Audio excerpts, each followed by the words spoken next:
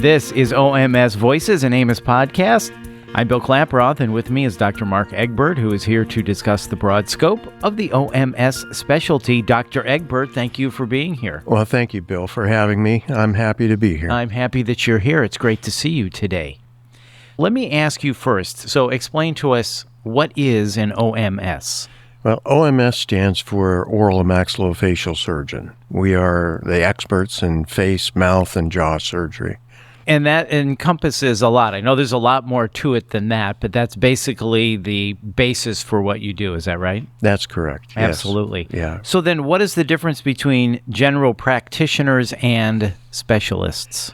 Well, it's kind of like in the medical field where you have a family physician and then there are medical specialists. In dentistry, we have general dentists who provide regular dental care for patients, and then there are specialists, and oral and maxillofacial surgeons specialize in oral surgery, placing dental implants, treating TMJ disorders, removing impacted teeth, other dental-alveolar surgeries that general dentists wouldn't want to do, and some more sophisticated things.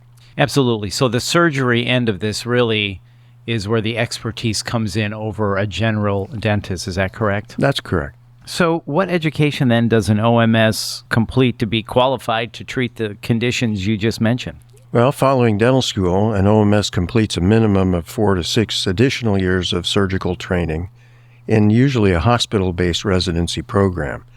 This makes an OMS a true surgical specialist of the dental field, able to perform advanced surgeries that can encompass the entire maxillofacial region.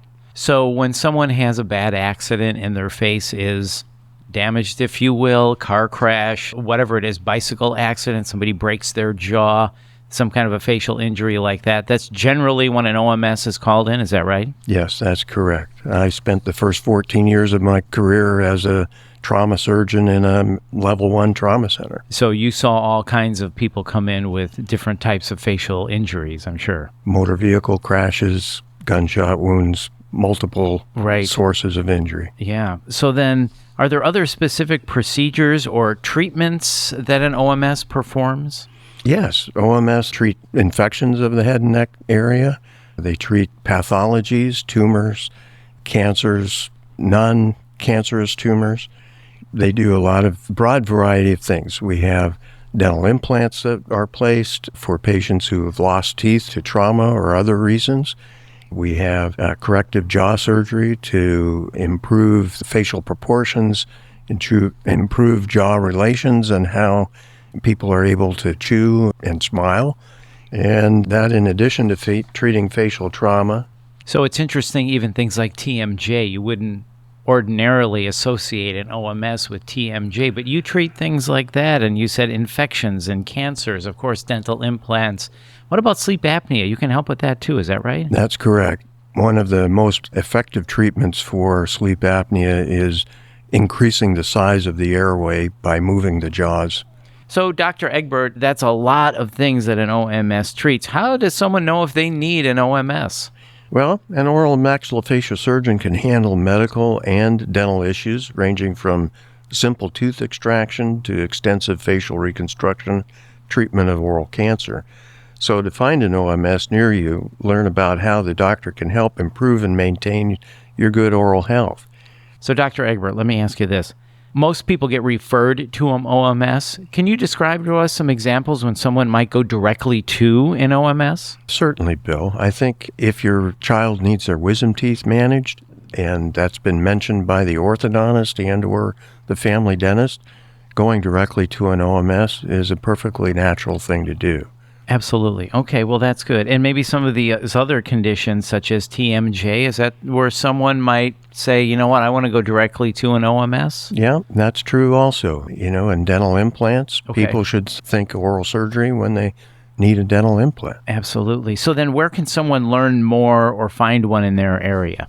Well, there's a website called myoms.org that is a perfect place. There's a Find a Surgeon feature there, and it will help you find a board-certified, qualified oral and maxillofacial surgeon in your area. Absolutely. Well, thank you so much for that.